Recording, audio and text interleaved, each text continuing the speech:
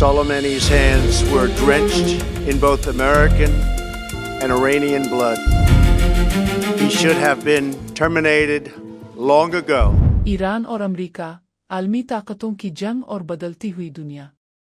आज जब हम खबरों में ईरान और अमेरिका के दरमियान जंग के बादल मंडलाते देखते हैं तो ज़हन में ये सवाल ज़रूर आता है कि आखिर ये दुश्मनी शुरू कहाँ से हुई। एक टाइम वो था जब ईरान मशरिक़ वस्ता में अमेरिका का सबसे करीबी और मजबूत तरीन साथी माना जाता था, लेकिन आज ये दोनों एक दूसरे के जानी दुश्मन बने हुए हैं। इस दुश्मनी की जड़ों तक पहुंचने के लिए हमें वक्त के पहिए को पीछे घुमाना होगा और उस कहानी का आगाज करना होगा 1950 की दहाई से, जब ईरान में मोहम्मद मुसद्दिक नामी एक जमहूरी लीडर वजीर आज़म थे। मुसद्दिक ने एक निहायत दलेराना फैसला किया और ईरान के तेल के कुनवों को, जिन पर बरतानवी कंपनियों का कब्जा था, कौमी मलकियत में ले लिया। ये बात बरतानिया को पसंद न आई और उसने अमरीकी खुफिया एजेंसी CIA के साथ मिलकर एक खुफिया मिशन तैयार किया जिसे ऑपरेशन अजिकिस का नाम दिया गया। 1953 ने इस साजिश के तहत एक जमहूरी हुकूमत का तख्ता उलटकर तमाम इख्तियारात शान ईरान मोहम्मद रज़ा शाह पहलवी के हवाले कर दिए गए। इस वाक़ये की तस्दीक CIA की उन दस्तावेज़ात से होती है जो 2013 में मंजर आम पर आए, जिनमें बाज़ाब्ता एतराफ़ किया गया कि अमेरिका ने इस बगावत की मंसूबा बंदी की थी ताकि अपने स्ट्रेटेजिक मुफादात का तहफ़्फ़ुज़ कर सके। ये वो पहला मौका था जब ईरानी अवाम के दिलों में अमेरिका के ख़िलाफ़ नफ़रत का पहला बीज बोया गया, क्योंकि उन्हें लगा कि अमेरिका ने उनकी जमहूरियत छीन कर एक आमिर उन पर मुसल्लत कर दिया है। अगले 25 सालों तक शाह ने ईरान पर हुकूमत की और अमेरिका ने उन्हें जदीद तरीन हथियारों से लैस करके खित्ते का थानेदार बना दिया।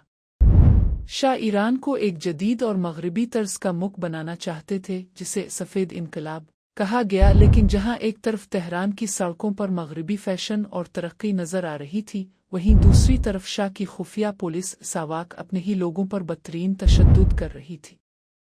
एम्नेस्टी इंटरनेशनल की 1970 की दहाई की रिपोर्ट्स के मुताबिक शाह के दौर में इंसानी हुकूक की संगीन खिलाफ वर्जियां की गईं और हज़ारों सियासी मुखालिफिन को कैद व बंद का सामना करना पड़ा। मजहबी तबका और आम गरीब ईरानी ये महसूस कर रहा था कि शाह अमेरिका की खुशनुदी के लिए ईरान की इस्लामी और सकाफती पहचान को ख़त्म कर रहा है। आखिरकार 1979 में ये दबा हुआ गुस्सा एक बड़े इनकलाब की सूरत में फट पड़ा और आयतुल्लाह खुमैनी की क़ियादत में लाखों लोग सड़कों पर निकल आए।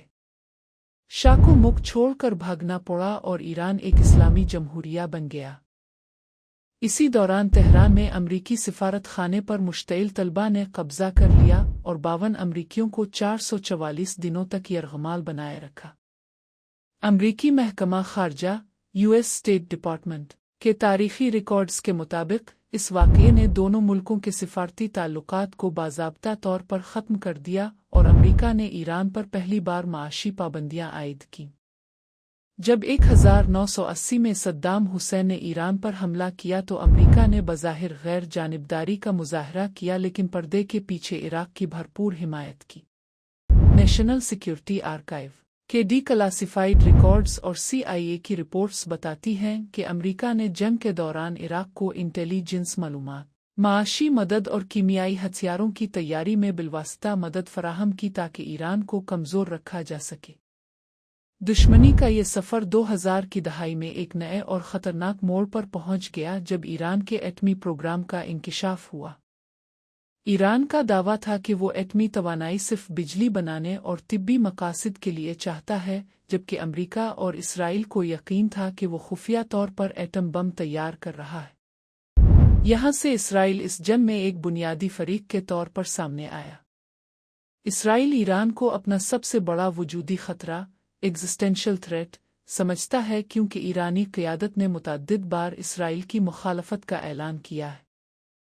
इसराइल ने न सिर्फ ईरान के एटमी साइंसदानों को निशाना बनाया बल्कि साइबर हमलों के ज़रिए उनकी तंसीबात को भी नुकसान पहुंचाया।